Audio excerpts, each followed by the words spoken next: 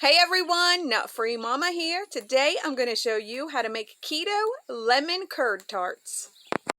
Alright, this is a super easy recipe that I just found to use my leftover keto lemon curd that we made for our keto lemon curd mousse.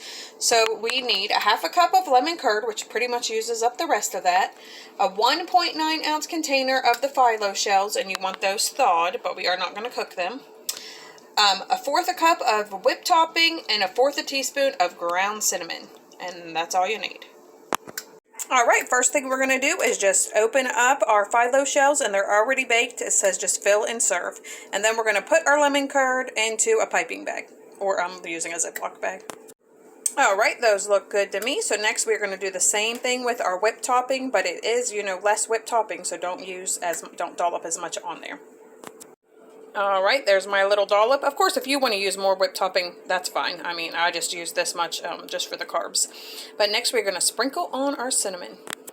Alright, that is a lot of cinnamon. I'm not sure how I feel about that. You might want to cut that down to like 1/8 a teaspoon. Alright, let's see what Taste Tester thinks.